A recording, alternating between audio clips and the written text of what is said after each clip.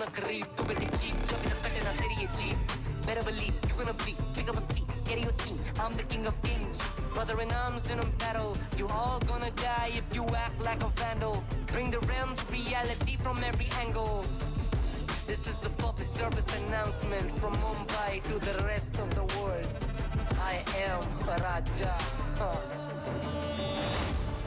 I am the Raja भिड़ेगा तो उठेगा जनाजा ना तू मेरी तरफ आना आ गया तो होगा फिर तनाजा ना ये भारतीय भाषा फिर दुनिया सुनेगी ये तराना ना Cause I am the Raja Cause I am the Raja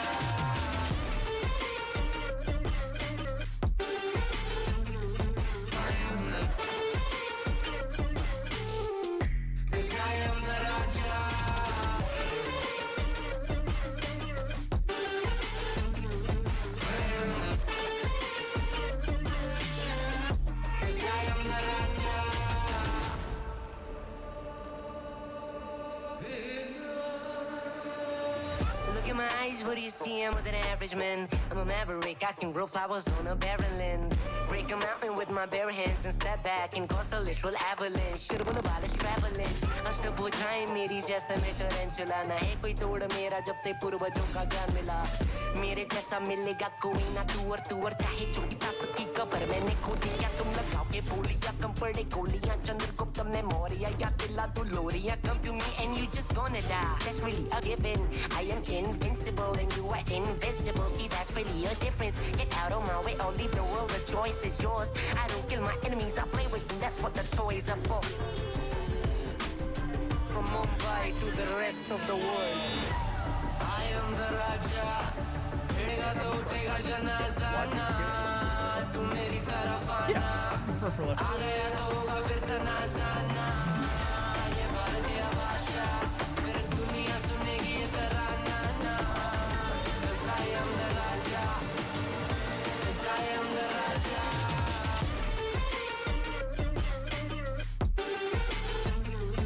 I am the Cause I am the Raja Put your back down on your knees with your pistol ring Put your back down on your knees with your pistol ring Put your back down on your knees with your pistol ring Cause I am the Raja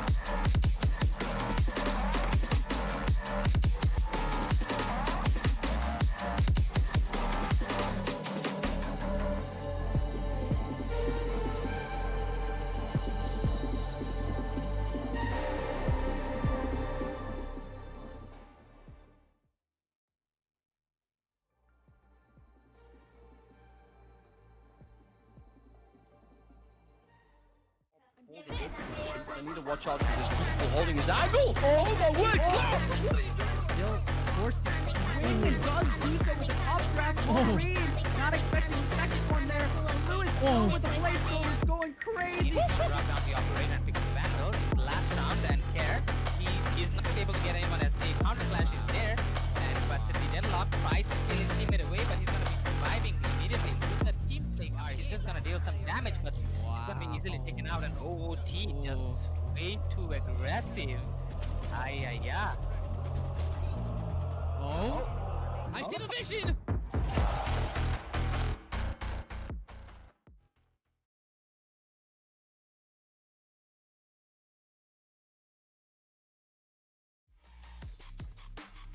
Hello everyone, welcome to the Reynas. We got a friendly few faces.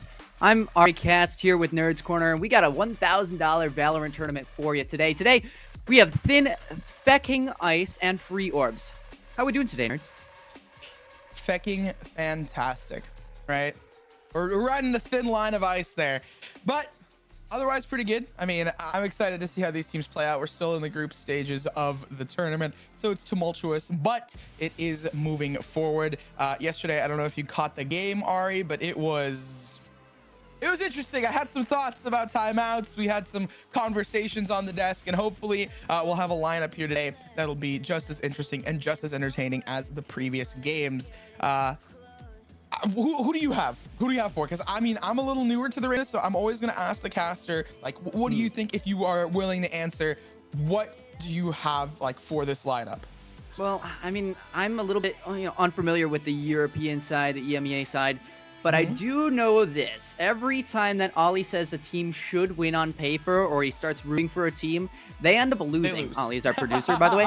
So, Free Orbs on paper is supposed to win this one. They are a VCL team, but I don't know. I think TFI, since they're kind of a question mark today, might throw a wrench in those plans. Oh my gosh, I think I feel that from the previous games. Did you watch them? I watched. I did not watch TSE versus TPR. Oh well, let me just give you a quick breakdown. It went the first game. It was tense. 10-13 scoreline. We're talking like both the teams are really neck and neck. And then, right, they're playing, they're doing fine. The second game, I believe it was the second game, where it's getting really close to that scoreline again, and it becomes 12-12. It goes into overtime. Prolific plays a round out, win the round, and then timeout on their round win, cutting all their momentum. Losing in triple overtime, I believe, after that, and then losing the subsequent third game in a very dominant fashion, which is some funny stuff there. I guess that's the point of life. Now, hopefully we see a change in predictions here. I would love to see how Free Orbs kind of adapts. I'm looking at the schedule right now, and I see Ray instead of Free Orb, so I'm a little bit confused, but oh, there we go. We get it live today. Yeah, it is Free Orb versus TFI, or Thin Ice. Thin Ice. We're just gonna go with Thin Ice just so we can avoid any slip-ups of words. But Thin Ice and Free Orb is gonna be playing out today, group stages, best of 3. Yeah, the best of 3. I mean, we saw, you mentioned like that back and forth triple overtime. It made me think of the Team Heretics game today with VCT as well. So you kind of have that 1-to-1 lining up, EMEA there, EMEA here. And it was very funny. I saw on Twitter or X, I saw Team Heretics, if it was only BO1s and it was just them celebrating like Cristiano Ronaldo. It's a little bit longer, right? Yeah, you have to pull all the way through. Best of 3. You have winning the first is not a guarantee. It's never a guarantee.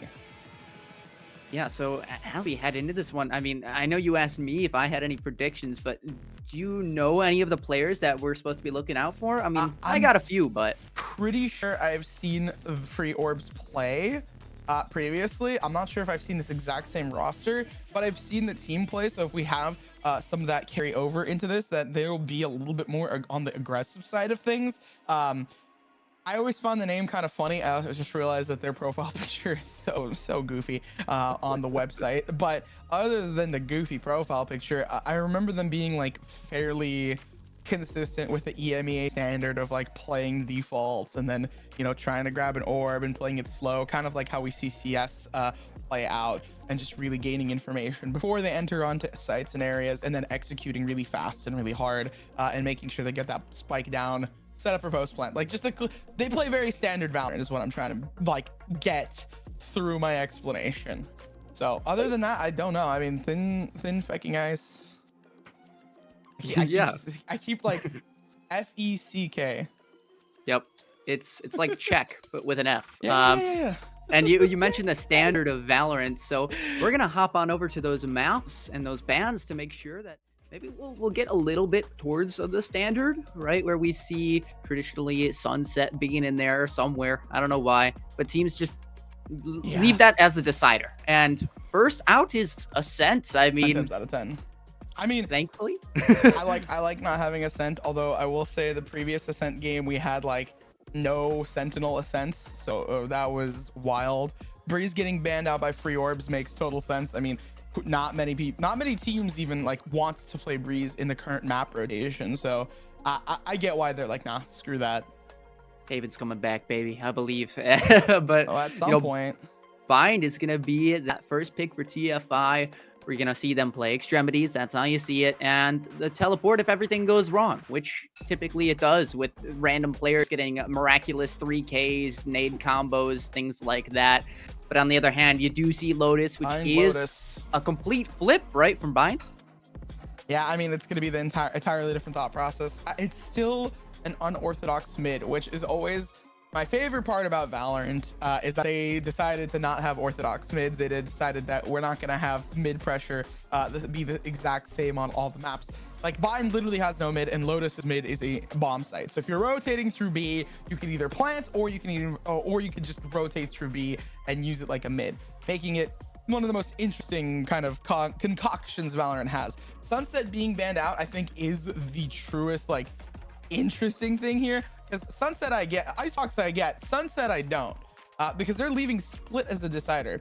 Now I can understand why you'd want to play Split in certain cases and might not want to play Sunset, but with how many teams we've seen favoring the Sunset, Lotus, and Split comp like trio, especially because I mean some teams just hate Bind. It's surprising that they're gonna go for a ban on it, especially Thin Ice. I mean, I guess they didn't want to ban out Icebox, right? There's the namesake. It was interesting though. You mentioned kind of all mids being the same, but also not, right? Depending on the maps. And this one is where, you know, Split has a clear way to play mid. Sure, you can split on off to one side or the other, but banning Ascent right off the bat, it makes me think that maybe their mid isn't as strong. So I don't know. Maybe it's just they have some better executes on Split. I'm just got some question marks that we're sure to see answered in the upcoming games. Honestly, I think I agree with you. Split is one of those maps where you could, in theory, not play in mid and still do relatively okay just slamming on a site. The problem becomes when your enemy starts taking advantage of the mid pressure and then using that to kind of pinch you as you execute and flank you. That's the biggest issue that I could foresee there. But it is also the best of three, so we could potentially not even see Split. Talking more on Bind's side, just to kind of reel us back in, Bind, I personally have opinions on it. It's not my favorite map, but I still think it has a lot of merit in terms of play in Valorant. I mean, there's plenty of different ways to play it, especially depending on the agents. And although we won't see the agents for Bind right away, we actually are. I'm a complete liar. We're going to transition right into Bind because we've got the agent select for you. And I expect to see what? Double initiator, double controller, something of that sort. Just honestly, double initiator would probably, I personally like the double initiator comp here. Double sentinel feels like it'd be a little difficult to tend with. I've even seen double controller sometimes working here. Double controller, double duelist would be wacky to say the least. I personally think this could be for Thin Ice really strong if they're going to be fast on their executes, especially because it looks like they're starting off on attack. On the flip side, they're having a more kind of spread out comp and not double initiators. I don't know why double initiator is not as popular. I feel like you have a Gecko KO or like a Sova you know, it could be fun. Maybe that's just me. I mean, the glaring thing that's kind of staring us right in the face now is the deadlock. No, we don't really see a crap ton of deadlock in this high up play. And while I do think this is honestly one of the maps where deadlock is viable, it's not exactly the best agent, but I think you can combine that utility to make sure things are done correctly, right? It's kind of like having a combination of a fade with the tether, with the grab net, I'm combined with a sage, which isn't really super popular, but you have a certain way to play this map, and I think especially with the Omen, you can make sure that they are going to be pulling out those strats. I'm personally like super, yeah, deadlock's totally fine here. Especially all things considered, you could just have deadlock be on like B most of the time, and you will generally be fine. And then every now and then, if they've been slamming A a little too hard, you just swap on over to A. Because there's so many times where people need to drop in on a site. Usually Raze is played on this map, and obviously, you know, Raze is consistently being the #1 picked agent on a lot of maps in the current pool. I wouldn't be surprised if you put that trip, the deadlock trip, in a very specific and intentional area, kind of like right as Raze is about to satchel in from a short, right on that little box that you jump up on as an attacker. You can take a short space, then you can jump onto bus, for example, with a couple of satchels. That type of stuff, right? To counter that as a deadlock would be really, really useful. I just had to. I kind of got caught up in the names, right? You see them up top, free orbs and thin. Honestly, can we just call them thin hacking ice? Like that sounds a little bit more clear cut. Like I feel like I'm not gonna get in thin trouble. ice. I'm just calling him thin ice because I'm like, ooh, I don't want to be on thin ice if I just accidentally drop some sort of word phraseology. It's you as a caster, you're casting at a really high pace, especially if you're doing play-by-play. You're going at 1,000 words a minute. You're just gonna be talking blah, blah, blah, and then you flip one syllable in the wrong direction just because you're used to saying a different word, which we're not gonna say, and then you it messes up. I would never. I would never on air. No, I would never in it's general. me. I would never say that Never in word. general.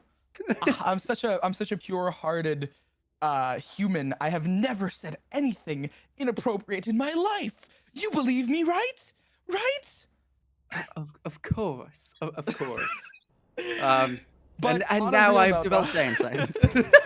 But on a real note, where I think we're getting some stuff set up in the background. Some of the players are just checking tech and whatnot. But oh, actually, no, we're going straight into the game. Yeah, the tech checks worked pretty quickly, thankfully. Bind, right? No mid control. The game's already getting started, so we're gonna talk about it. This is the thing I was discussing. Some short control early. It seems like deadlock being set up towards a position will work for them. Control immediately finding one onto ice. Yeah, that's actually a really big kill. That's a lot of information. Yoru kind of the initiator for TFI here. Here you go now. Shots coming out. Lazo will be the one to strike first. Some trades there, and Petal is a big name on today. Definitely a player to look out for. Does get in on the action. Here you go. Now a 4v2. Not looking good for TFI, and it's going to look much, much worse as Petals proves my point. Gets a 4K on the round. I mean, 4K at the start, you're going to be able to buy up a better weapon in this half. I'm curious if they're going to go for the beefier buy or if they're going to go for a fractured buy. Currently, it looks like it'll be a little bit fractured where they don't go for like all rifles, instead having some players like Omen and like Deadlock just going for, you know, judges and ghosts and whatnot, because they'll pick up potentially the guardian or the vandal or the bulldog that gets dropped for their teammates, especially if in the situation that they go pack hunting and we see a 5-man rush in one area. I know you said that the games were interesting yesterday, and I myself casted over rounds 6 straight, went the favor of one team, and then 6 right back in response. So it definitely there's plenty of score lines to look at right now, and Bark is just gonna take away the first kill. That one, I thought it was a fake clone, I'm not gonna lie. I didn't quite know what the play was going on there. I mean, it's an eco round, so I think they're just testing things out. Sands immediately taking down Fracture. It's just some slow play because it is an eco nonetheless. One is going to fall almost immediately. Tegan picking up a Sheriff in hand. They're going to fight for this Bulldog, ensuring that they can take it into the next round. And I think what I predicted is immediately happening, where Free Orbs, the Deadlock, picked up the Bulldog that was lost. Yeah, I mean, that one, not the most outlandish prediction. Not to demean it by any means, but no, it's totally fine. Like I think sometimes people will be like, wow, you're such a good caster, you can predict things. I'm like, bro, some of the stuff I predict is like such obvious stuff. Like, and that's the thing. But the reason that I say that is because Free Orbs, the way that they play, it makes sense, right? If they're playing like that, that means they're most likely going to be playing safer in the future.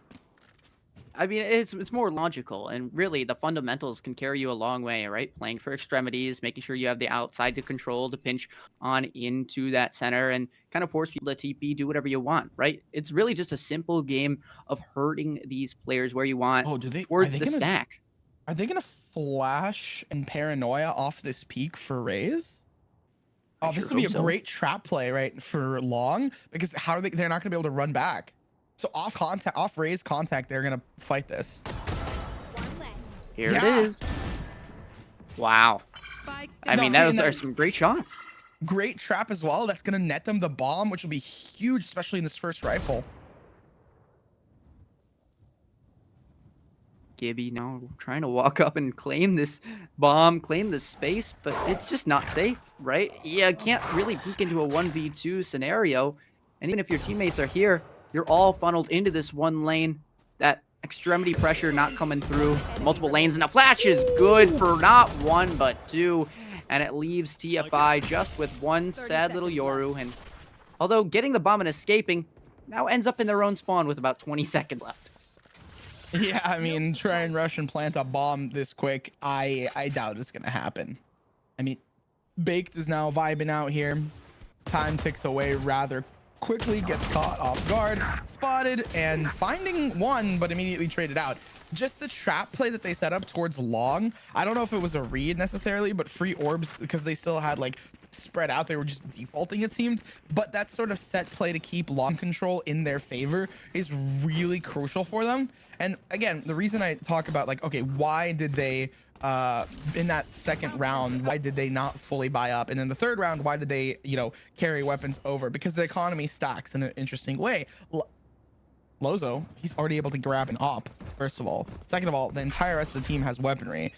I know Sands is still ecoing the Bulldog with light shields, but like they can stay on that because they took no damage and because they didn't die at all. So they're going to continue to compound that economy.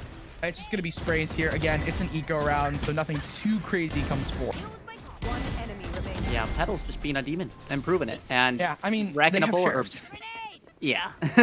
But, you know, those sheriffs, sometimes they're good for alt orbs. So, you know, you kind of need to pick and choose which player you want to give the ult to, things like that. And there, Petals, I think already was maybe 1 kill off. So that one, I guess, kind of puts all the value just into the credits, which I think for TFI, if it's going to go like that, if that round is just going to be an absolute swamp, I guess you'd rather it just the one ult getting online as opposed to 3 other ones. But also, you don't want to go down 4-0, right? You lost your first buy round, and you're looking towards your second one. I just feel like we do see a little bit of a difference between these two rosters based off of their calling style. I don't want to interrupt, Ari, but did you see they just used their one snakebite super early? Like super early to contest Shower's control, and it just got, unfortunately, no value. That might be a blunder. No, I mean, it is a blunder. Like your Molly is so useful, and it's getting taken down like for some Shower's control, but it's not contested. So now it's only have one. It's going to be rather difficult on their rotate here. I think the only way that you do get value off of using that there is you have to kind of follow it up and fake a little bit more presence, right? Since that is a super valuable piece of utility. Maybe you try and say, okay, we are going to be faking that. This is a lot of people here behind that snakebite. And the Trailblazer to clear this on out, it's going to prove that that information is false. You're going to have the aggressive B take while the rotates. Yep, the rotates will come in. No, Lonzo's close with an op. It'll be difficult. They're jumping forward. Needs to TP out of position. Gets spotted, leaving Sands alone on site control. Pinstripes on the kill feed. It just looks like a bouquet of red and blue, leaving us with only 2 free orbs now on the retake. And I think the slow play from Thin Ice really accentuating the pressure that's being mounted for both of these teams. And they're not falling under pressure for Thin Ice here. I guess they're, you know, in the namesake, right? They are comfortable with playing on Thin Ice. Flash comes through. The 1-for-1 is found. It's just going to be Brock waiting, looking to find Tegan out. Tegan, unsure of their position, takes the peek and wins the first for Thin Ice. What a gamble jumping onto that box. I mean, obviously, right, you clear the one angle, clear sight, and you have to assume that the player is going towards elbow, but there's always a possibility of a reswing. It's just a very confident play to say, I'm going to go into an off angle, peek you, try and make sure that you don't catch me off guard. And, well, it's a great gamble. It gets them their first round win. And that one was very much needed, right? We talked about the second buy round. That's their first sort of conversions, real hope that we saw for them to look as a team, right? Their team play has been just a little bit weird, but finally, the Pinstripes, like you said, they prove that this team is not going anywhere. They're going to put on a show today. Baked is already in the site. Look at how much info Yoru is gaining from them right now. Pops the information as well, has a Bucky in hand, taking down one. Lonzo grabs another, tries to get a second. The value from this Yoru ultimate and Bucky play towards you all was immaculate, because look at this. Not only did they find 2 on the A site, but it's going to be drawing all the players for the side of Thin Ice to go towards A, get that plant down. The only thing I'm concerned about is that, you know, it's easy to read into for the side of Free Orbs. They're aware of it, and they have no flank coverage at this point. Oh, Tegan proves me wrong. I guess never mind. I mean, caster curse in some capacity. They heard you. They were listening to the broadcast. Just kidding. The players can't actually do that. But now here you go. Here's a weird fight. Baked is actually out of bullets. So now this one that seemed really well for TFI off of a Bucky play from Baked just falls to shambles, and Free Orbs, they walk away with another one. I feel like they stole it. They definitely did for Free Orbs. As I was calling it, I was like, I don't know. At some point, I was trying to like just chill out, pass it on, and then in that moment, it was like, what's going on here? Because it looked like, because Thin Ice, they had, what is it? They had Yoru on site, taken down 2. It was already a bit of chaos. I miscalled it. I guess it was a caster curse, because I was like, oh, they're actually holding it. Then the judges prevailed somehow. That entire round was just a story of shotguns winning, and I was like, okay, well, what's going on here? Friendly reminder that the Bucky is an 800 credit gun. That is like, or 850. It's absurd, right? That you can get that much value, take down 2 rifles, and such a cheap price. And Sands doming the clone. What a shot! Gets full blinded and goes down. Yeah, that one. It's a tough decision to make, and you can't really expect it. But either way, TFI, they're gonna manage to get this site here, and with relative ease. Yeah, they use a lot of utility, but no casualties. Oh no. No, none to boot. Spray comes through. I mean, at this point, Free Orbs is losing players on site. Ice has a deeper control here. I feel like their B has been a lot stronger. They won on B previously, but it's not over till it's over. Stun comes through. Tegan is blind. All the players are playing with nothing. Defense side is playing a really solid retake. I'm so confused. I mean, how did they want? They just played attack. They were basically playing attack on B. Right. I'm just saying, how did that player get in? What was it? B long? Was it just? Did it go unchecked? Like. Yes. That was it a fast flank? Something like that? It just really caught TFI off guard, and they were not expecting that. They didn't have anyone go there, and you know that's why we talk about map control, wasting utility, not wasting utility, but utilizing utility. There's so much noise on site that he was just able to run through without any issue. But no one heard it. Yeah, using the noise pollution. Yeah, using the noise pollution to your advantage is so good in Valorant. Again, Big Dean's finding two players. Hopefully it'll work out for them this time. What is going on here? Oh my god. Oh my god. Smoke's down. Well, you asked for a show. I don't know if this will be a close game, but it seems to be an entertaining one nonetheless. I love the chat in the end. XD, I'm Tappy, bro. He's playing tap dance.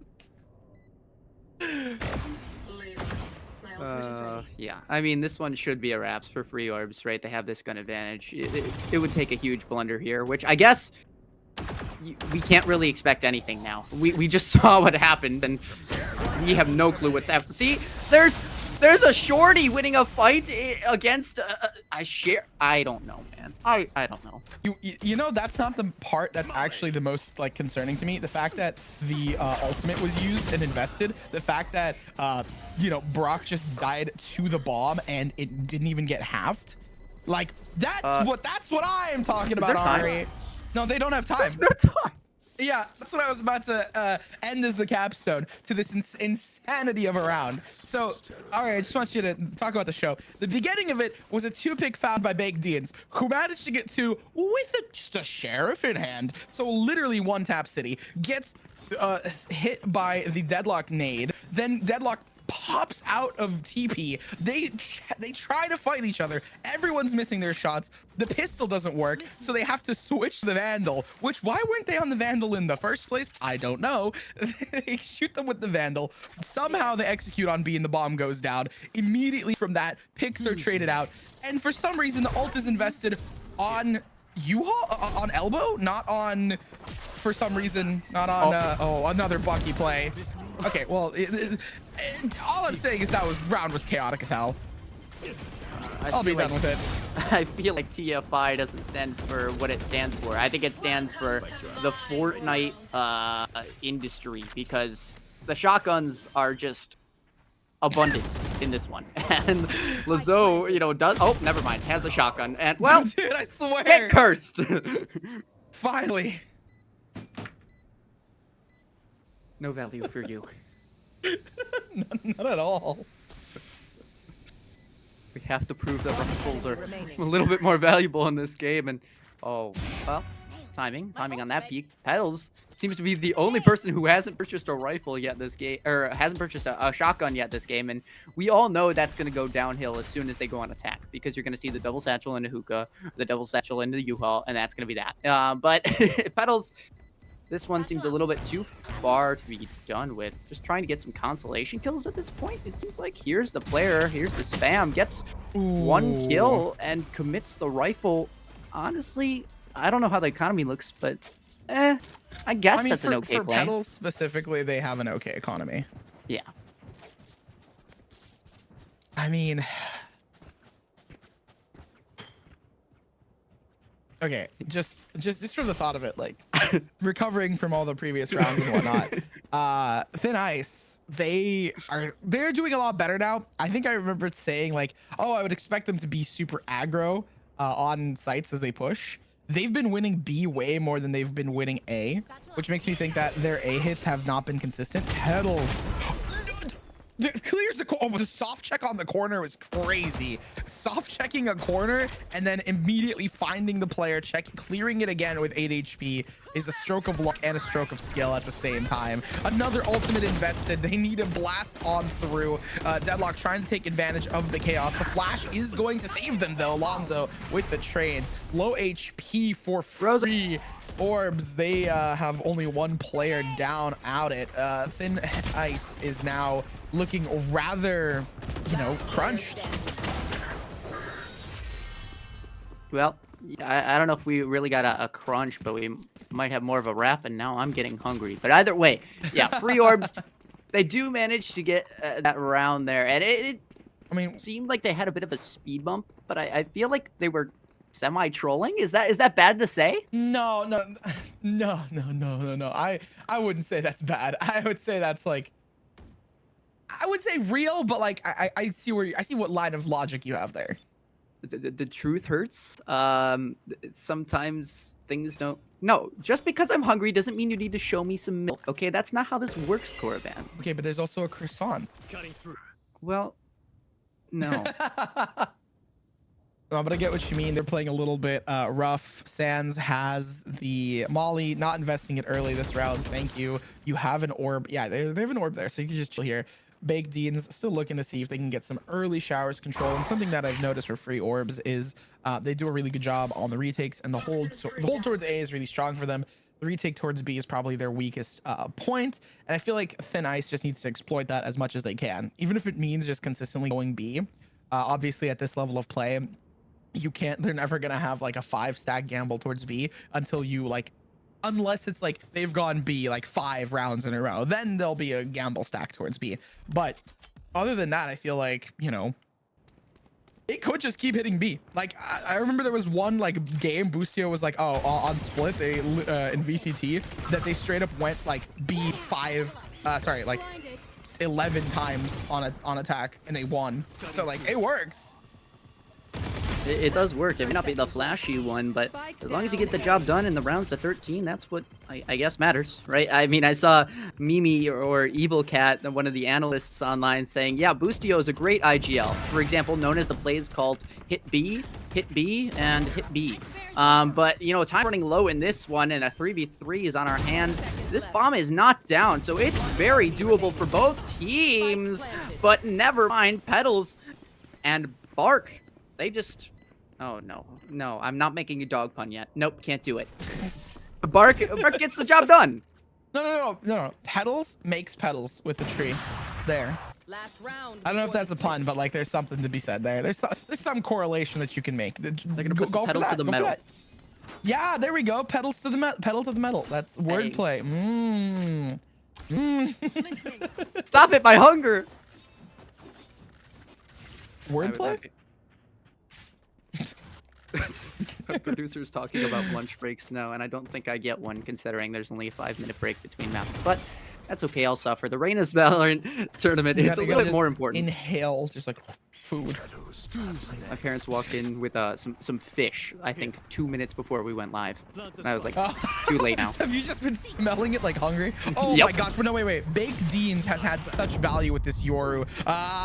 Finally getting shut down. Out of the 3 ultimates that they've had in this half, this is the first one where it hasn't found value. And thankfully, we do see a counter for free orbs. Unfortunately, TFI is now running into a rambunctious situation. No way! They're still keeping a lurker! Division finding 2 is going to be huge for the side of TFI, looking to see if they can get the 4th here, because now, not only do they have a player advantage, but they also need to be worried for the side of free orbs, someone coming from their backside. Unfortunately, the front is what they need to deal with currently, as they're getting slammed through and through. They're deciding to rotate back towards A since they have so much time to play with. Yeah, I mean, there's a song called Too Much Time on My Hands or something like that, but in Valorant, that does never seem to be a problem. Oh, gun barrel spotted, shots landed. Hey, there you go, Lizzo, at least getting 1, but now you got a 1v3, and unfortunately, right now, we're not doing the Terex thing where if there's a 1v3, we donate $500 to charity or something like that, but it would be a nice clip, and I'll root for you for that purpose, but not he the got shorty. no, the soft checks, crazy.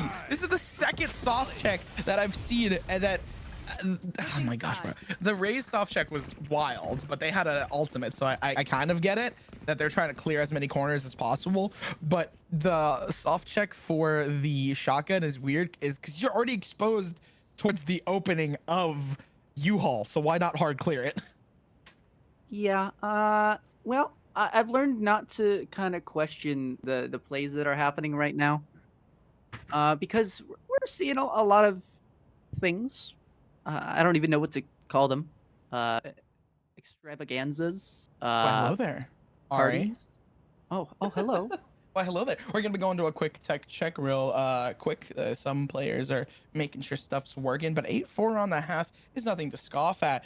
Again, I would argue this is more attack sided, so it's interesting that Thin Ice had a harder time on attack, just because I don't know. I always feel like I lose on defense, but that just might be me personally. On the flip side, I feel like for these teams, they'll have for free orbs, they had a lot of strengths on defense, especially towards their A holds and for their B retakes. don't get me wrong, I did say the B retake was weaker, and I'm going to stand by that because the times that we did see Free Orbs losing to Thin Ice was when Thin Ice slammed towards B and they executed really heavily. And that's one of those things that you look at as a player and you think to yourself, okay, how are we going to counteract that? How are we going to kind of play around that? And that's what I think Thin Ice, you know, kind of struggled with in that game. That's one of the biggest, I think I commented on this already, where it's like, just slam B. It's a totally okay strategy.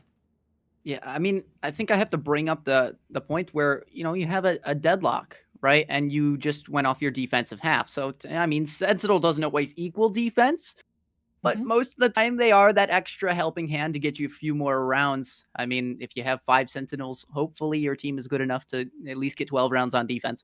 But, you know, when it comes to getting the side switch, you might see maybe a weakness open up when it comes to that flank. I don't think we will see one, but there's always something to be conscious of that with the side swapping and the deadlock being picked, you could see in the picture.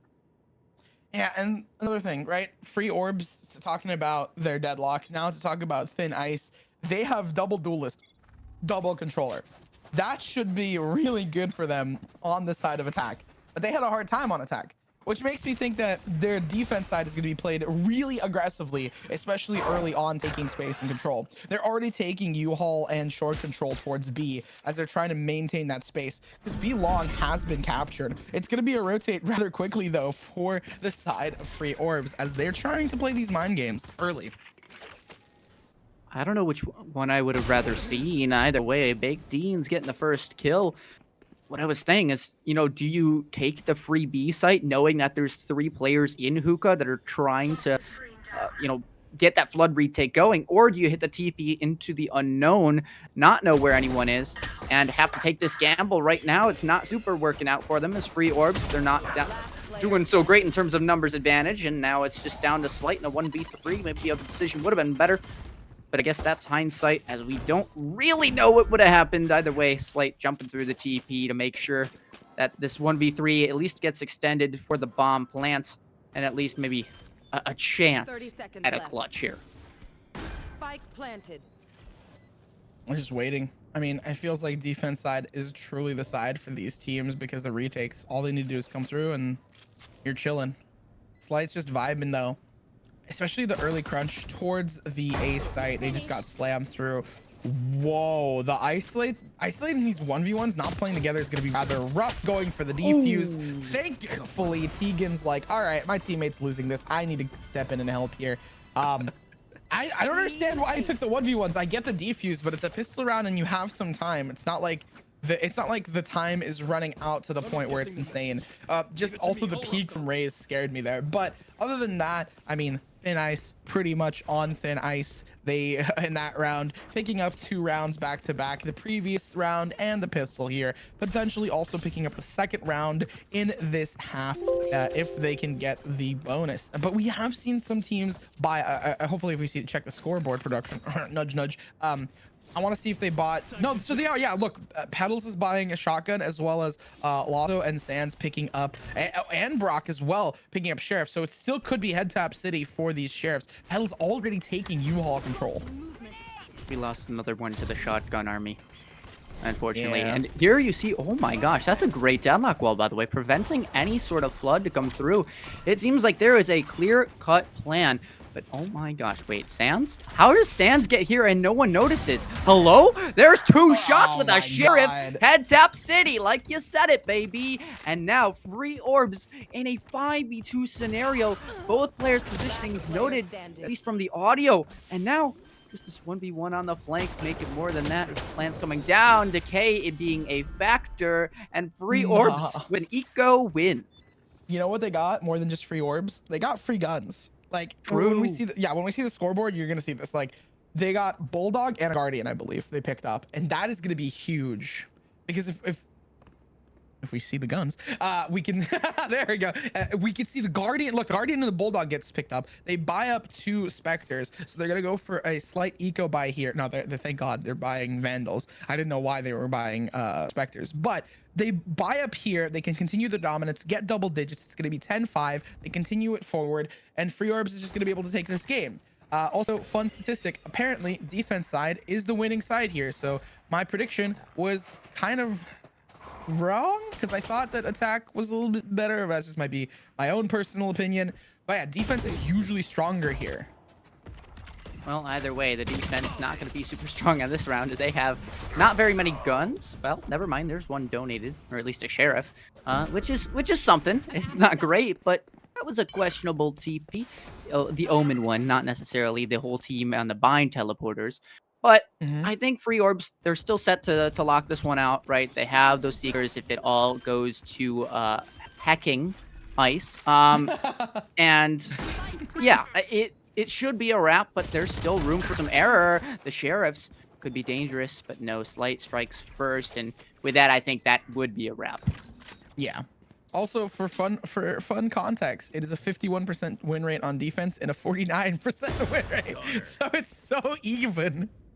It's so even. It's just a 1% differential. I mean, at this point, Free Orbs, all they need to do is just hold their positioning here. I am a little concerned because TFI does have, like you mentioned, the Sheriffs, but I don't think it'll be enough. Right? You see this? That'll come through. I think the Vandal now on Division, that'll be enough. But unfortunately, Barack gets the clear. That was rather close, though, near the end. Yeah. I will say, we didn't comment on this, but it got rather close. I didn't know Division picked up a Vandal, it seems, from one of the corpses. Because they didn't have it bought up, did they? They got the kill over in CT. The Ray is double satcheled behind them, pushed the flank a little bit too early. It was heard. They got the kill early, and that allowed them to do that much damage. But I think we see op money, right? Yeah, I think Free Orbs is a little bit on, like, they're more relaxed. I mean, we don't know if they have an op just yet, but they're not going for an op. The one thing I will say though is that Free Orbs was getting a little complacent there. I think they were like a little too overzealous, and this is where we really start to see some of the deadlock prowess. Oh, they know. Petals is aware. They're pinched team here. blind. It's fine. Tegan is gonna, I feel like, be more afraid of that than anyone else. Gibby peeks through. It's gonna be a massacre though. Division finding a trade out in terms of the numbers. It gets traded out in terms of Lazo, and now the site has been taken. They have the numbers advantage. They even have a deadlock ult to truly put some spice onto the fire, some salt onto the steak. I don't know what other analogy I can make. Baked needs to push through. Finds one through the box, but that's all they get. I saw what you did there. You had a few rhymes there, spitting some bars. I love rhyming when I cast. It's my favorite thing. Well, next time we're gonna have you try and rhyme Lazo with Division. Lazo's a pro. Okay. Faux show. You know? The production is just like, no. It's like that's... Do I get a raise for that? A raise? You're getting paid? Oh, yeah, that's my reaction. That's my reaction right there. The Ray's face right now. Oh my gosh, just the vine boom sound effect. Hold up, I got you. Oh Lord, on air vine boom. And if you're wondering in the crowd why we're so lackadaisy about it, it's because it's 11-5 and Thin Ice issue is mainly their team comp is a little bit different from what they need to be playing. They should have won more on attack, so then they had an easier time here on defense. My opinion, they play it slow and they retake, or if they don't want to play it slow, they take strong side, weak side, and take control. There's your analysis. I mean, it's pretty obvious stuff, right? It's a basic Valorant like breakdown. They're not really trying to change too much. Their set they don't have insane set executes for Free Orbs, and they don't have insane like counters for it on the side of Thin Ice. It is kind of puggy for both of them. So in my opinion, I think Free Orbs just continues doing what they're doing. Oh, hiccup. They continue doing what they're doing with the defaults, and Thin Ice should just read into that by not doing stuff like sending Baked Deans and Giddy alone here. Well, at least they get to trade. They got the 1-for-1. Okay, at least they got the 1-for. I was worried that they were gonna both die there right now. Yeah, I mean, you have all of this crazy analysis, and then imagine if they just both die, it would have hit you with the... So, yeah, Well, my read was that they both were going to die, so if they both died, it would have been great. For me, not for them. Well, either way, this game's still full of question marks, and honestly, I don't know how Sans just walks out and gets a free kill there, but the Bucky strikes again. Sans good for 2. It's been only shotguns, Ari. Hey, they're looking like me out there. Oh lord, you play with shotguns and officials. Gibby's gonna pop this. Actually, Sky opening. Petals takes advantage of the chaos regardless. Petals also has their ultimate to boot, so if worst comes to shove, there's still some counterplay there. Fracture now just needing to push onto a site where there could be potentially enemies from every angle. Petals obviously taking the over aggressive peaks alone. Information gain, spams through. Fracture finds them though. Okay, could get pick up here, but no. Lazo the pro. Wait, is it Lazo? Lazo the pro. Lazo the pro is gonna show how to flow and how to play if your Raze decides to overextend. Just off the blind, peeks and finds the enemy Raze in just due time. There, how's that rhyme? I thought you were gonna hit me with the "This is Valorant, now CS:GO," but this is Valorant. This is Valorant. Yeah, we gotta. This is Rocket League. This is Valorant. This is Counter. This is Overwatch. I'm trying to set up. I'm trying to set up the phrase. I think it's gonna be "Welcome to Valorant." I think that's the phrase because I feel like we've had so many of those moments. Welcome to Welcome to Valorant, where the Bucky tries to push through, but unfortunately Baked Deans is gonna go down. Thin Ice down to Thin Ice as well. They only have 2 players. Tegan's still looking to find anybody. Again, over aggressing into certain areas and having it not work out for them. It's now just gonna be a quick plant, free orbs. Is chilling. They have multiple ultimates to lock things through, and it's most likely going to be 13-5 unless we see some crazy outplays. Unfortunately, Gibby goes down, so the outplay potential is very much on the lackluster end. My only comment is there's a Rolling Thunder, which is immediately going to be used and immediately going to be countered by Sands, who was not caught by the Rolling Thunder, mind you, because they were playing towards elbow. Well, yeah. I feel like that should be the good summary of the game right there. If you want to do that again for me. I don't know. What summary can I give you? Here, let me summarize it. One team had an aggressive comp that didn't do well on attack. The other team had a more or less defensive comp that did good on defense. Then, when it came to attack, they did a really good job of defending once they planted the bomb. So once they got the bomb down, because they killed the players early, they still have a defensive side, more defense-oriented comp, so they defended pretty well. On the flip side, most of the teams lost players for their retake. Now, it isn't as simple as that. Obviously, there's a lot of nitty-gritty. There's a lot of like smaller details. But on a macro scale, on the big, wide open scale, that's kind of what happened. That's basically what happened. Fun story. I passed macro in high school. But yeah, one of these teams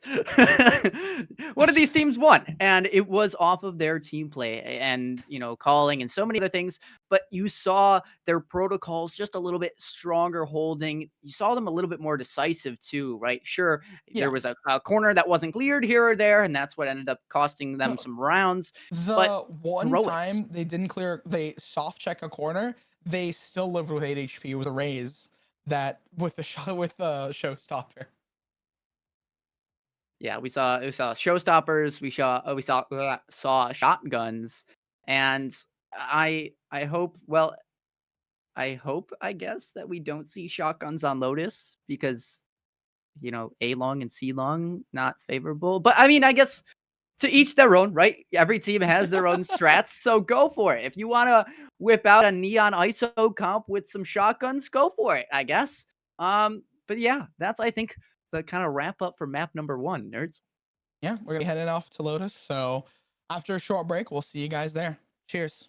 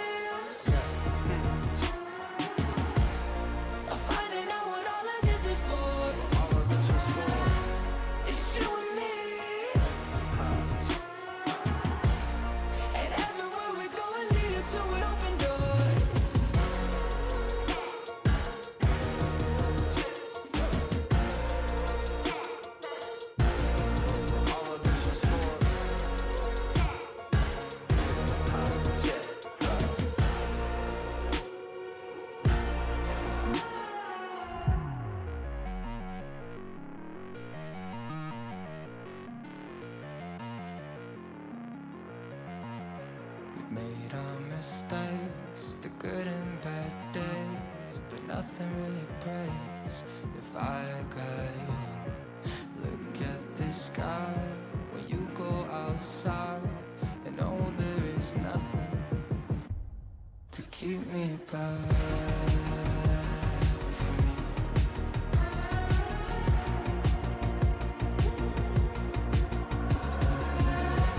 I got dreams of finding out what all of this is for. It's you and me, and no, there is nothing. And everywhere we go, we're leading to an open. Keep me back, keep me back from you. Keep me back,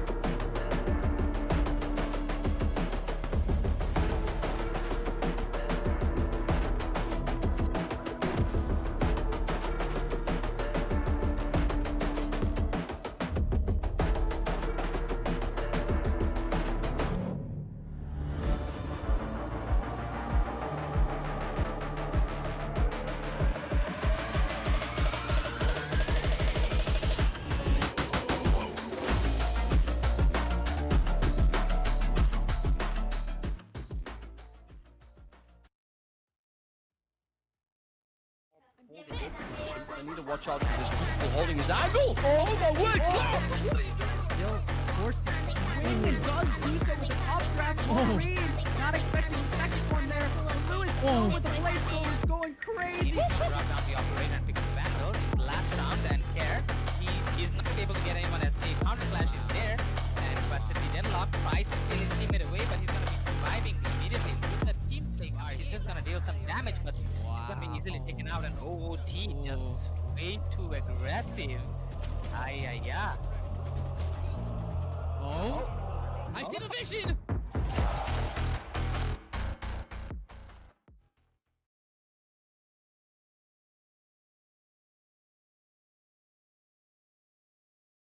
Oh, Hello, everyone. Did you miss us? I mean, I sure miss Nerds, although he's been here with me the entire time. So, welcome back, We've chat. been gone for eons and eons. Oh, Ari. Yep. Oh, my I was space going has been over. invaded. No, I was actually gonna go give you some food for the lunch break. Oh, thank you. Well, lucky Mhm. for you, I got myself a dry erase marker for lunch. Yummy. So Yummy. that's what I got water. Well, water's good. Water's sustenance.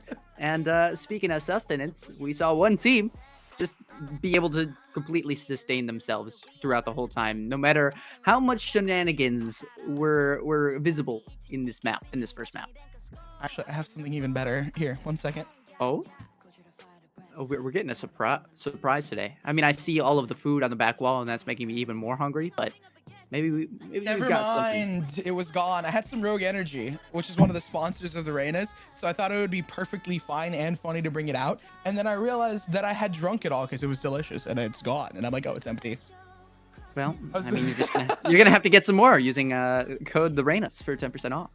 Of course. We always gotta plug Bang. them. Yeah, of course, always. Production didn't even tell us to do that. No, I just thought it would be funny because of the bit. Ollie would be proud type beat. But on a real note, we're gonna be heading to Lotus. Bind was a little tumultuous. I don't know. I was trying to find a word that sounded right and fitted. It was all over the place. 13-5 is not a very competitive scoreline, but it is still a very interesting one. Well, yeah, I mean, the game was interesting, that's for sure. No matter what, you can say that game was entertaining. Although I don't know how good it would feel to be on the side of the team that only got 5 rounds. But they're going to hope to get more this time. Unfortunately for TFI, that was their map pick, and they only got 5 rounds. So, yeah, you could assume their mentality kind of in the dumps right now. You're just going to have to hope to reset, and you do see that Fnatic comp coming out for their side. Yeah, I mean, the compositions make a lot of sense here. We talked a little bit about comps. Fnatic comp, I believe you mentioned. I don't know if it's the Fnatic comp. I don't know what comp it is, but it's the standard comp for Ice. I looked up on Spike in Europe. This is the comp. Raze, Omen, Viper, KJ, Fade. That is like the most common comp, which it's interesting, but I like Breach. So I'm happy that we see Bark already on the Breach. Yeah, I mean, I love a Breach too here in this scenario, and I am going to be a little bit biased saying this as a Heretics fan, but I also love Neon on this map too. Yeah, yes. There's so many different plays that you can throw together, throw off some timings, fast rotations, all that stuff. Yes, I spoke it into existence. Yeah, baby. Mini Boo We've got will be another proud. 2-1. Although if they don't op, he's I'll in be exams. sad. If they don't op, I'll be sad. I'm just saying, like the Mini Boo Neon op paved the way for a new way of thinking. And people think that Neon is underpowered, and I'm just here like, ooh, boy, don't you? I play Neon on Breeze every chance I get, and I op, and people are in rank. They're like, what are you doing? And then I top frag, and then I'm like, well, I did my job. Well, isn't this the person also saying that the defense side was harder on Bind? I think so, but it was a 1% differential, Ari. It was a 1% differential, and I hedged my bets by saying that it felt that way. One thing that I also want to mention is I love this kind of new overlay style we got. It's actually really innovative for the future of Valorant, right? It very limits the space to, it limits it it limits it to only like the most crucial parts of the game, being the outer boxes on the right and left side of the inner box. If it's 11-0 at the end of this first half, for the 12th round of this half, can we swap back to that cinematic looking? Only the important stuff. Well, hey, don't speak it into existence just yet. Free Orbs, they might have been a VCL team. They might be the pick, but the Ollie curse is still far in effect. The Ollie was rooting. I hear Ollie laughing in my ears, so at least we're doing something right here. Thin Ice now on the ice, because if they don't win this, it's gonna be just over. Petals? Okay, I mean, has the timing to get the flank. Oh, body block! That's what you get. You go down. You body block my teammate. You're gonna take more damage than me, and that will be very angering. But I don't think that's gonna take anything from their momentum. Never mind. Yes, Slight is okay. Yep, all momentum gone from this one. I don't know. Fracture is a map on a game of Valorant. Somehow gets 2 kills. Now the maps have guns, and TFI. They're going they have a towards C. 3v1. The plant can go down here. Baked Beans has the read, and that's done. And I said baked beans, not baked beans. You didn't hear me at all incorrectly. Raise, you do not fear the chaos you inflict. Pick it up right where we left off, I guess. Except this time it's, I guess, the side splits. I mean, TFI, they got the first round. That's a start for them, right? They're 20% of the way there to their rounds from last game, which is nice, right? You want to get some rounds on the board early, and it seems like they do feel a little bit more comfortable on the attack here, right? Although it is just one round, right? It seems like they're just playing as a unit, and they're just trying to be a death ball, and so far, it's been working for them, but, you know, just pistols. Yeah, that's very fair. I mean, at this point, it's just the first round, so we can't discount it just yet. I would hope that we start seeing some counterplay between, though. Slight taking some shots off the rip, looking to see if they can find something to work with. And the 2 pieces already found, but getting traded work out so well. Gibby managing to pick up Petals. I was going to say Pastel. Oh my gosh.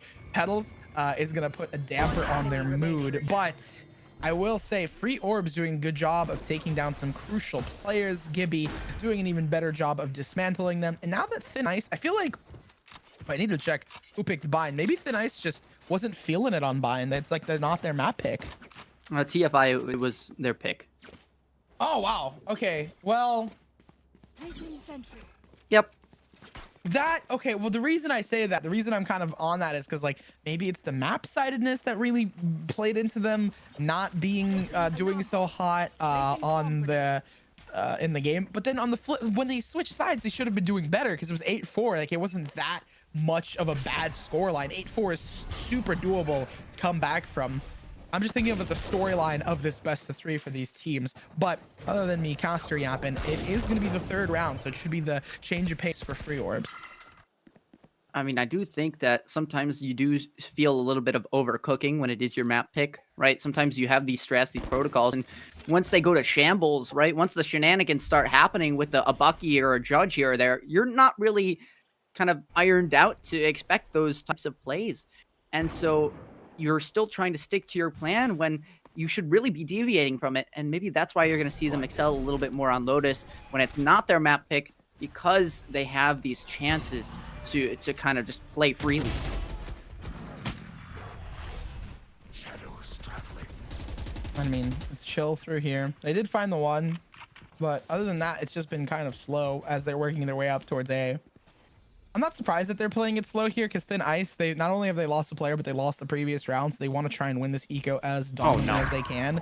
They managed to find Lazo, so that's going to be immediate value found. And they've created this sort of vacuum. Are they going to go towards B? Are they going to go towards A? Slight already taking some space back onto the site. Paint shells and the decay at the same time is going to get Petals taken down. Fracture finding 2 more on the ground, and I think I can see this confidently. Ari, this is an attack-sided map, and attack seems to be thriving here. Gibby on the max side, picking another up. Thin Ice pick up their 3rd round, something we've been seeing in Valorant time and time again as teams start to develop different strategies playing through their bonus. Ooh.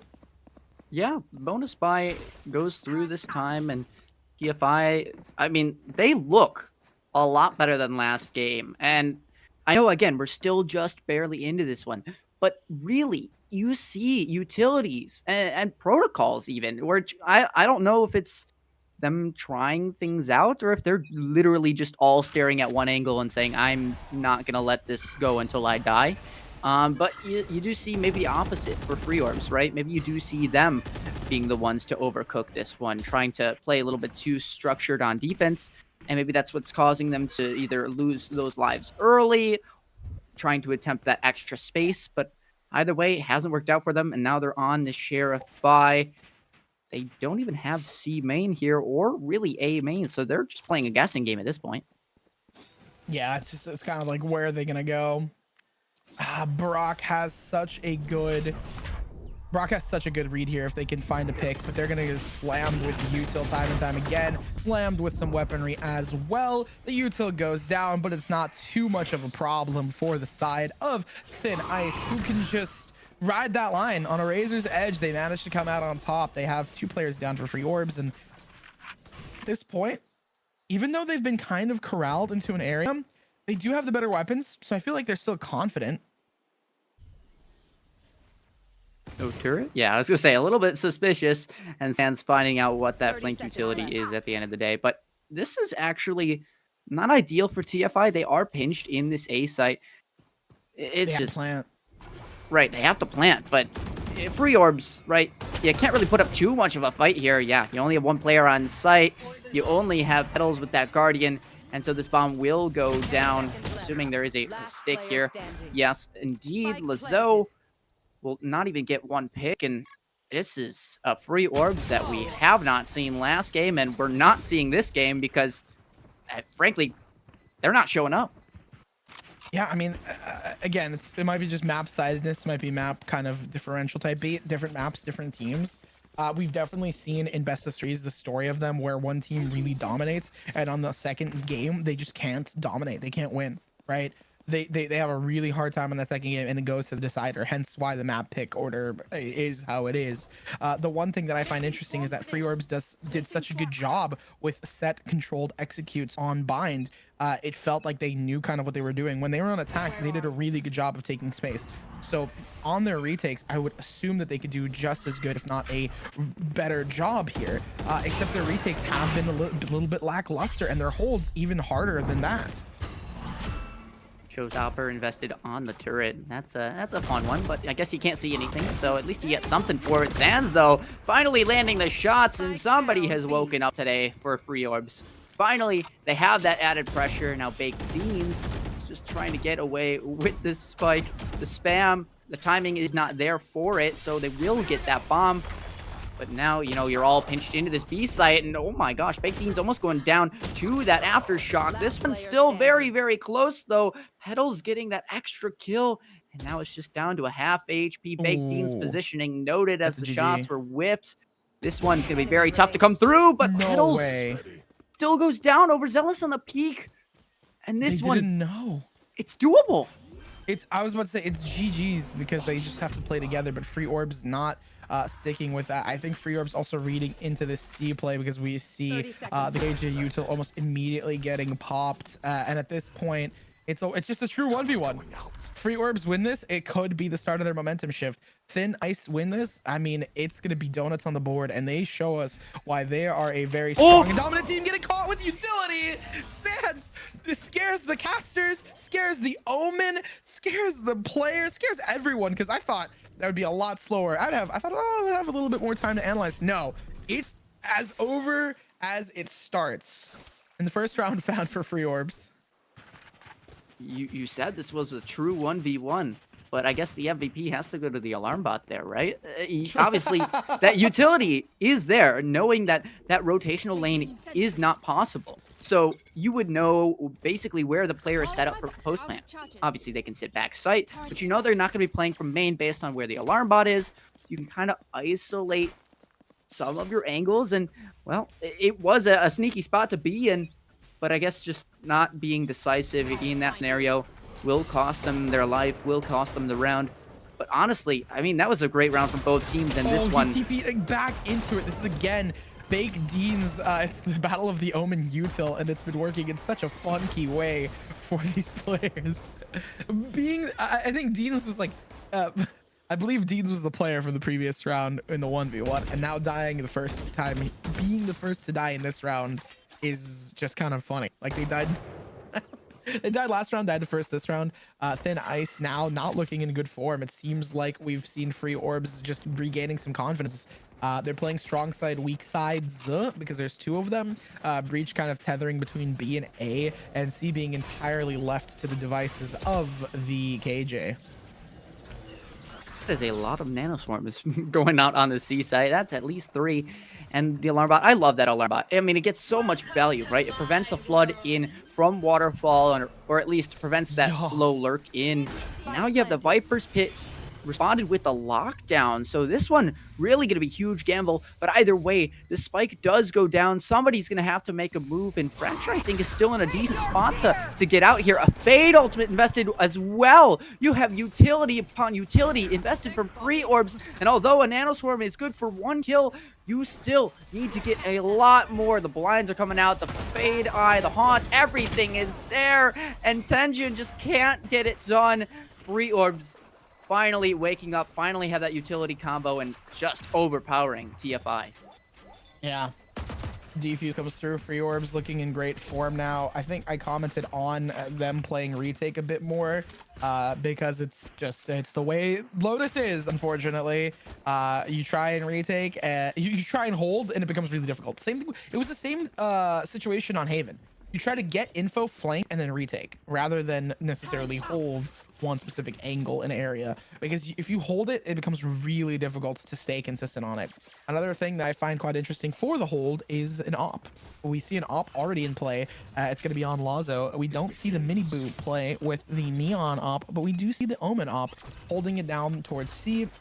It'd be pretty good, especially if they want to maintain early control and you can get out of dodge relatively quickly. But seems like they only have a lurker towards C who gets taken down, decapitated off screen. We don't get to see it, but it's going to have huge impact because now they made noise towards C. It's going to be a rotate to try and either recover the op or get the early advantage on a rush. B push comes through regardless, though. Park now is going to have to stall at some point. And oh my gosh, I love this play. The rolling thunder combined with the door opening provides the perfect amount of pressure. And now it's just down to Division, who, well, I guess gets the first one and leaves us in a 1v1. But Bark, what a monster round so far, needs to find the heroics here. And will he do so? Just creeping up on the site. The head not spotted. The alarm bot, or the turret placed, and now positioning's noted. 1 HP, but it's a headshot from Division. What a clutch. Bark just didn't have that dog in him.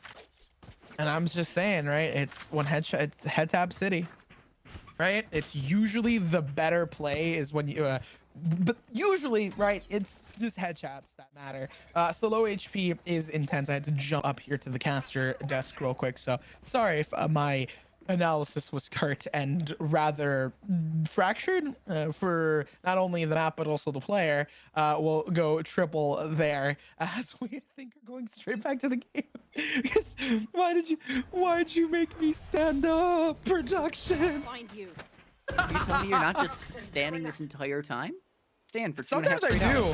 No, sometimes. Unironically, I'll cast standing up an entire time. These guys coming out. Gibby immediately taking some pressure onto them. I just realized it's an eco, so never mind. Of course, they're winning the fights. They have a Vandal in hand, and they can spray players down. Free orbs, since they are on that eco, looking to enter with just with their team all together. One detained, which will slow this retake just a little bit more, which I guess is nice for TFI, right? Obviously, they have the numbers advantage now. They have the pacing and control of when they want to take this fight, and they're going to opt. Oh my gosh, you have 3 players sitting on the same angle, which could be very deadly with this paranoia being a factor, but it looks like it's a pop flash play off of contact. Sands will go down for it, and now Fracture is being the one that's thriving today. You mentioned the fractured buys earlier. You mentioned how you were being fractured on your analysis, and right now, free orbs, their buys, yeah, their mentality must be fractured. Their players also, like it's an entire theme of the day here. The bomb's just gonna go off. Like, there's nothing to say. It was an eco round for free orb. They're gonna have to buy up here. The one thing that I just realized is we've seen, I think, 1 timeout total. Correct me if I'm wrong. We've seen 1 timeout. Yeah, that sounds about right. That is concerning, especially considering how I don't want to use that word. How invested, I'll say, I was personally, and how invested I am in timeouts and how I care about them so much through the stories and the courses of Valorant esports. I think they need to be timing out more. That's just my opinion. That's just how I talk about the game. Well, personally, I want to see more Valorant gameplay faster. So, I mean, obviously, yes, I want to see higher quality, but I love to see Valorant upon Valorant, and I will get rewarded. We can't both have what we want, and Petals needing at least a map for a moment. We'll kind of have to put the head on a swivel. Stare at this one way, though, will be the name of the game, and there is 3-4 players on the opposite side. This paranoia could be massive, by the way. Oh my gosh, the utility is gonna be big. Who's gonna come out on top right now? Just a 1 for the aftershock gets 2, and Fracture somehow finds 3. Somehow TFI managed to win this fight and give themselves the upper hand. I mean, TFI hopefully picks up the 7th here so they can go into the next round with next half with a 2-round lead going into it. Free orbs on the flip side now very uncomfortable. The only saving grace is the 20 HP here on the planter, needing to find Division. If Division gets spotted out here, or even Fracture gets spotted out here, it'll be rough. Oh, Sands knows the position of both those players. The turret doing some extra damage onto Sands, but at the end of the day, it's a 3 versus 1. Yes, I do count the turret as a helping hand. Hey, you know what? With the outlaw now being in effect, I think the turret is a player that is bound to get a lot more kills, right? You get a 140 to the body, the turret finishes you off. We saw it in VCT. And now we're gonna at least hopefully not see it here, or hopefully do. I don't know. What side are you rooting for? The turret kills or no turret kills? I like, it's like an over-under type beat. I would say it's under, because turrets get very underutilized. They're mainly used as like alarm bot 2.0 most of the time. Well, either way, both of these teams kind of changing up their playstyles from map 1. We saw a very, very heavy interest in the judge, as well as some shenanigans when it came to the pacing of some rounds. Now you see everyone start to be a little bit more disciplined, a lot more respectful, but still those trap plays occurring. And Gibby, oh my gosh, could be set up for a very heavy trap. Oh, spots the one. Oh, no, you don't ADS with a stinger. You don't do that one, Bark. And although Petals will get the kill. Oh, just preparing him for Petals. Just preparing him for Petals. Yeah, just assaulting them for the peppering that will be coming down. Still hungry. I mean, someone needs to just get you some. You want some food, Ari? You can give me a tasty treat of an ace next round. Very yummy. Speaking of treats, we do see Free Orbs doing a really good job, I believe. I think it was their eco, and they just dominated in the mid, playing hyper aggressively. Tegan threading that line. Oh, the old KJ turret would have spotted. The old KJ turret would have spotted him. How they massacred her. That's sad. Spike's gonna go down with a couple seconds to spare towards C. That's immediately gonna give them information. Free orbs running off to the side. I believe they also picked up an upgrade for both the players, so hopefully they have some weaponry to work with here. The deep position from Tegan. I think the deep position from Tegan here is going to be very good generally for most players, but thankfully I think Free Orbs kind of deciding whether it's through luck or through just a read that they will be going to main, pushing in together. Tegan has some information on them, just gonna spam them with util. The defuse comes through. They've been pinged on the bomb. Tegan taking down Sands, needs to jump in, but pros they got it. Fake defenders are going to win. Well, I thought we had escaped our rogue moments where Valorant fundamentals go out the window, and right now we just have chaos. We have a stick through a thrifty. I mean, they're looking like G2 Valen out there trying to stick the bomb when they know they might have an advantage in a 2v1, and it works out for them. I mean, hey, there's no slight there. They just have to go for a play, and the one they make is the correct one. At the end of the day, they win the round, and that's going to give them good round differentials on the flip side. So what matters is they are going to be consistent with it. Slowly pushing in towards the A site, trying to encroach onto their position. Is going to call for a rotate. Again, they're playing slightly weaker towards C and B, something we saw earlier in the game. Fracture just entering with a showstopper, but everyone's running away. So we're going to see roses on lotuses and tulips on trees. Just a bunch of different analogies to the chaos that we ensue. The ultimate's coming out to trade here. We see the Viper's Pit and the Nightfall invested to try and regain some space here. Lazo sending in the Paranoia, I'm assuming, as this KJ drops their ultimate to get themselves onto the site. They're gonna wait for it though. No, they're definitely waiting for it. Oh my gosh, the aftershock. Time it right, and you're rewarded with 3 kills. No! Oh it is! my it is rewarded gosh! with 3. What a read! And look at the assist line coming through. Division now needs to pop on. Gets another one, and it seems like Free Orbs is able to take everyone down. Clip that now. Okay, I heard Ollie yell clipped. What? I don't think this is call for a timeout though. I mean, I obviously you have a round where there's a read from you. Yeah, it didn't go in your favor, but Free Orbs, they only have 1 round left in the half. They're talking about the second half probably, because they get one timeout per half. Okay. Taking their time probably. This is a timeout that I can understand. Like normally you want a timeout to stunt momentum, and they did just lose, and they're going to be going into the next half, so they want to get an 8-4 half, so then they can win, so then we can go to game number 3. It is crucial for them to get to that game 3, so then they can win the best of 3 series.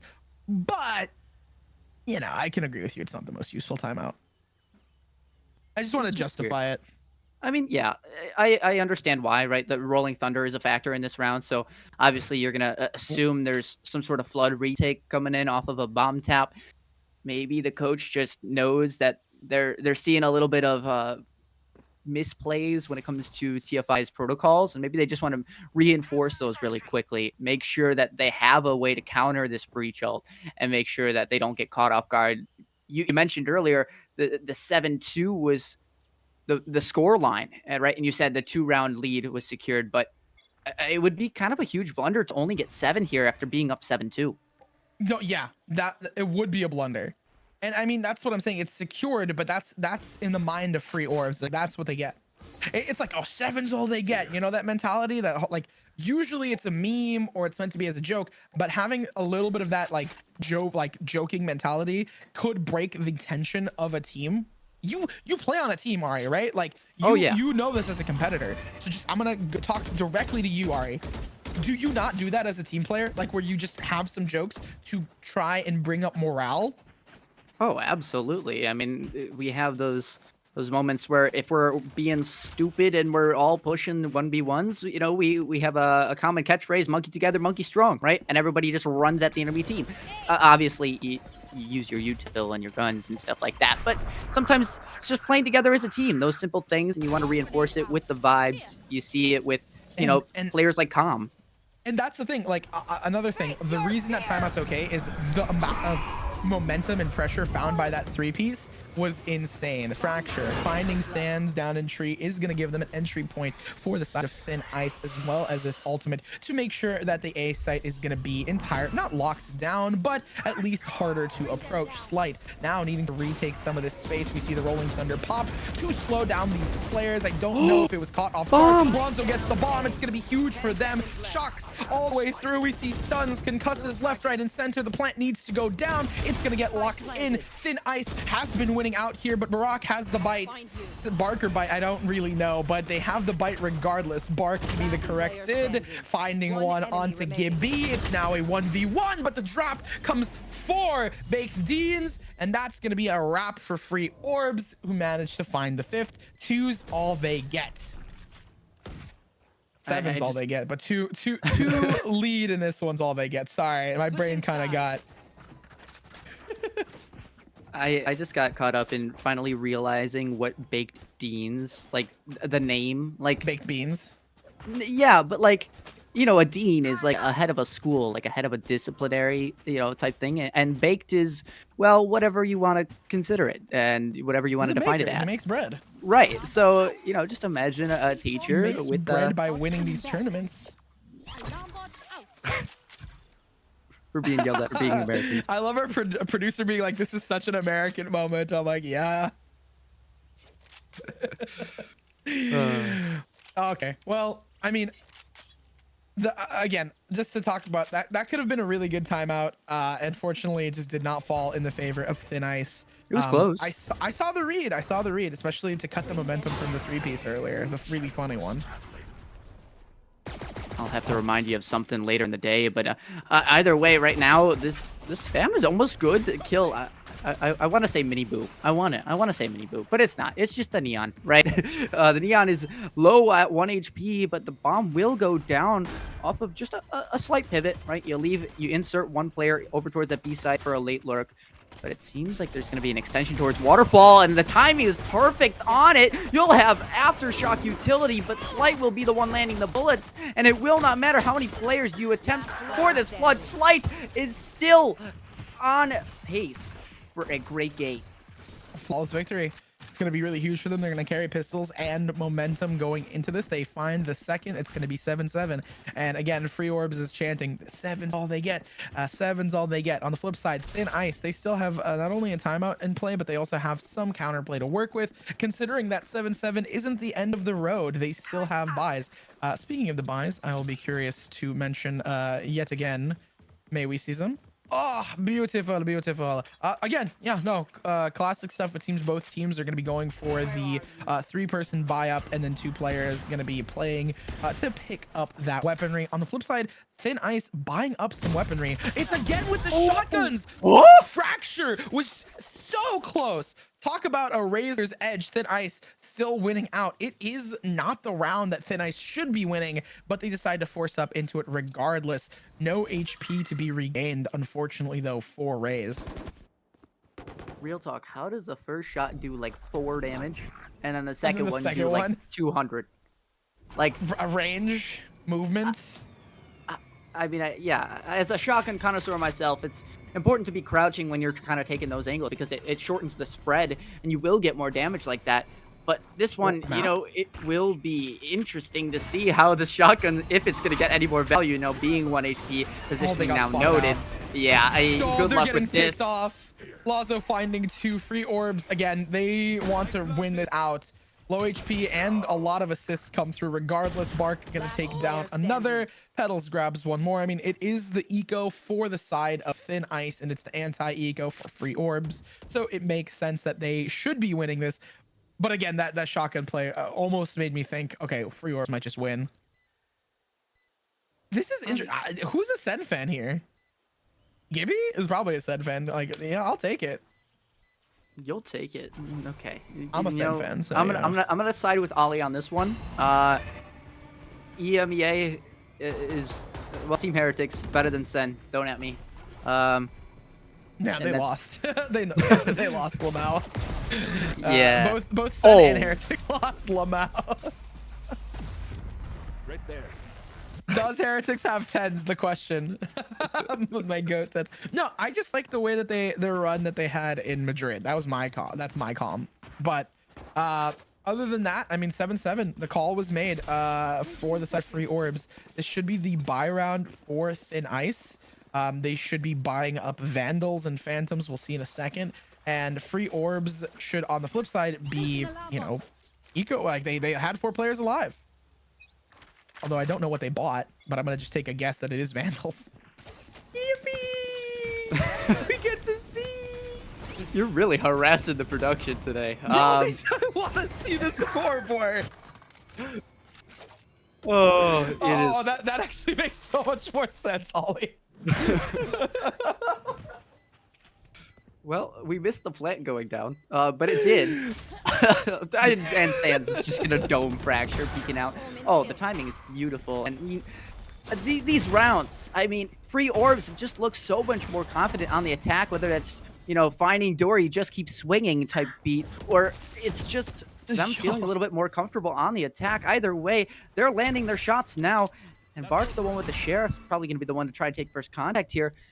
The stun should be good to at least get one. And yep, off the contact. Well, Bark goes down, but the 2v1, one player, 1 HP, does not matter. Free Orbs converting the bonus rounds for both teams.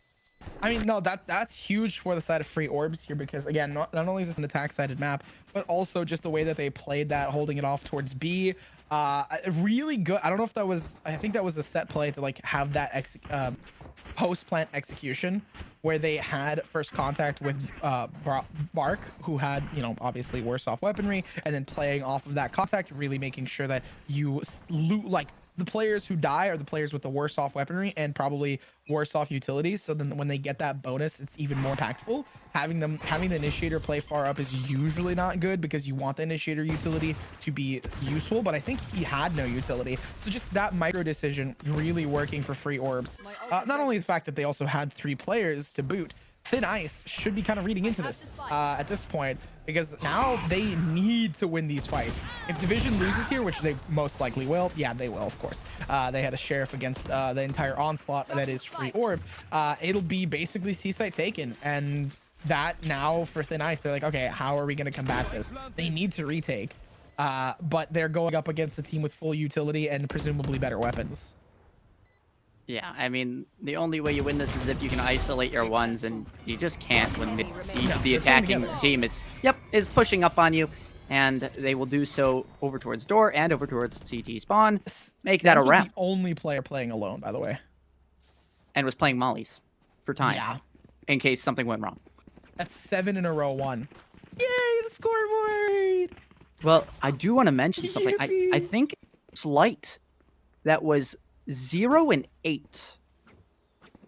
There was a fade that was 0 and 8. I'm not sure which team, but I would assume it is Slight, considering, you know, TFI went to that 7-2 lead. So Slight really having a big turnaround in those, you know, first 3 rounds that they secured, as well as this half now. Definitely feeling in much more of a groove. You saw a nice play from them a few rounds ago, but maybe they're going to have to continue with this through this, what was it, defensive half or attacking half? Yes, on the attack, on the offensive. They're already pushing in. Baked getting found out. Smalley's finding one. More petals falls.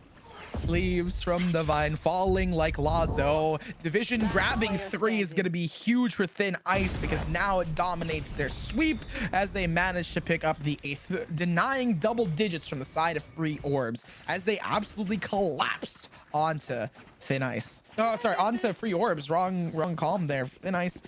If they collapsed on Thin Ice, they would fall right through, but they're thriving, at least in that game, in that round. Yeah, I mean, I think I like the pace change to hit C fast. I just feel like there was a piece of utility missing. I'm not quite sure what it was, but you had just maybe the spam, not onto the nano swarms, just something like that to kind of take down that KJ utility. You're really just putting yourself through the microwave. You get damaged up, and then you're trying to take a fight with not much success and not much of an advantage. Here, you know, the pace change once again coming towards A, being very aggressive, but is it a fake towards B? I mean, I feel like we're just seeing traditional game plans being run now by Free Orbs, and although it has worked for them in the past, it seems like TFI are adapting to some extent. Yeah. And the fact that TFI is able to adapt, I mean, it's a little late, but it's still better now that they're pushing through. Missed shot for the showstopper. Fracture pushes in. Oh, Slight. I don't know if they know they do. Tegan's gonna find it, and the retake's so strong here. Petals and Lonzo picking up picks of their own, but not over just yet. Shorty. Tegan still out. Skeet shoot up in the air. The jump is found. They need to retake together. Information gained. AIM Labs flicking up top and then down below. The 9-9 even scoreline is revealed for the side of TFI. I mean, hey, tie game. And honestly, that's not where I was expecting this map to go. I don't really know what I expected towards like the beginning of this very map. But to find ourselves at 9-9 after map 1 is interesting. I thought one of these teams would run away with it. I'm not sure which one, but I just felt like somebody would have the momentum right now. And although we are seeing that kind of streaky scoreline with teams getting many rounds at once, it seems like back and forth is still the name of the game, and I just want one of these teams to maybe adapt. I don't even know how these teams are just losing so many rounds in a row. Oh, look at where Dean is. No, they know because of the smoke coming through there. I feel like the main key adaptation is just the way that it is played. Free Orbs needing to find picks early before peeking through. Again, the shotgun story is denied here. I think we've seen 2 shotguns and only one of them worked so far. It was the early raise peek towards B, but now we haven't seen it. Thin Ice now down to just 2 players. Make it 1. Slight is like, well, you know, we'll have some fun here. Fracture is 1000% gonna save this op, realizing that they can't, you know, why would they? They're just gonna chill. Like, they're not gonna get rid of this op. And I think for Free Orbs, they kind of the call I would have made was like, oh, let's get a pick before we plant on the bomb, so then our post plants, you know, with the player up. And that's exactly what happened. They defaulted, got a pick in B, and then immediately took B site. I mean, obviously, right, TFI is going for the save here, but you kind of have to question, right? Does Free Orbs know that there is an op over on the C site? Yeah, you'll expect there's money and it's at least a rifle, right, for the save. Do you think they're expecting this op in the next round? Do you think they're going to be that diligent? Or will there be, you know, that early pick like you mentioned where you do see them getting the opener and Free Orbs just completely fall apart because they lose their entry like their Neon or their Omen? Yeah. Double digits found. I mean, this is a new round. How? Okay, I always like playing this game. You don't have to answer, Ari, but how are they going to use their ultimates? In my opinion, I feel like Neon definitely saves for an eco, but they can breach and they can breach ult for post plant. Not for entry, but for post plant. You know, how about you? I'm going to disagree. I'm going to say they're going to use the Neon ult in post plant to just try and extend, right? If they need some sort of advantage, they're going to go ahead and try and take that. But right now, it's not looking very great. You lose your opening pick. Yeah, you get the bomb down. And it is doable, right? But that's what I was saying. You're going to have this Neon start to push on up, but the Killjoy, there it is. Yep, it's going to be the combo of at least the 2 ultimates. One being the Killjoy that does get broken. And oh my gosh, the flash is great. Petals is even better though, and lands so many shots just to stall this one out. Just want to say, I was right. They used the breach ult for post plant. That's true. They did. They did. And that's the thing, right? Like, I never specified specifically on the bomb because I was actually going to refer to the lockdown when it came to it. So thankfully, that's going to give Free Orbs this 11th round. I feel like Free Orbs is just going to, unfortunately, going to take this because they have the Neon ult for this eco, which... not an eco, never mind, they have full utility. Because Petals died, I thought they would have less off-weapon money, but I guess I didn't pay attention earlier. Caster kind of boof there. But the fact that they won 2 in a row, 11, they win this. It's the 11-9 scoreline. I feel like if Thin Ice can win this and they win the next, they'll win the next one. It'll be 10. It'll be 11-11. It'll go to overtime. At 11-9, the team with 9, if they get to 10, usually goes to overtime from what I've seen. But if Free Orbs gets it to match point, it's over. With Petals taking down the first pick, I think it'll be locked in for them as long as they can fight this through. If they can get Petals here, no. I think Free Orbs is just going to take... I mean, it would take some real good heroics, I'm not gonna lie, or at least I guess a huge blunder, right? Petals could get caught out, could donate over a rifle, and there you go, right? There's that space. I think this still might be doable. It sure is tough, but there is a plan. Brock is just planting here so brazenly. Oh, is there time? Oh, well, the bomb.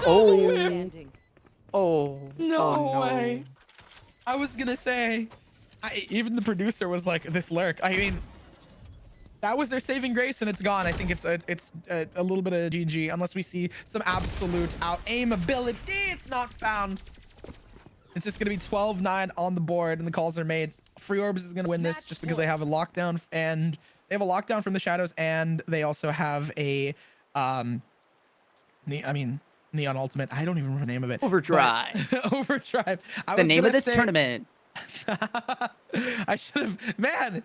I guess I'm fired. But I will say they have 3 ultimates on the board. The only thing Thin Ice has is most likely a Viper's Pit, but even then I'm here like, just the way I've seen it, like statistically.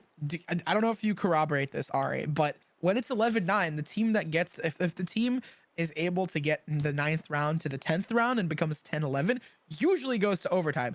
But if the team that hits 11 gets to match point, it's usually over there. Like it's just done. I mean, yeah, I think the momentum really is a big thing. And once you see your opponent on 12, you kind of set into that panic mode and you take maybe some unnecessary risks. Sometimes they work out, but they can be costly in terms of ultimates or economy, things like that. And now you have to see the timeout come through here, right? Just I don't think trying it's going to to change much. I don't think so either. I mean, I think what's going to happen is TFI, they're going to Viper ult off of contact. And then I think you're just going to see free orbs just use that Killjoy lockdown and flush that out and just take all of that free space 1-for-1 ultimate.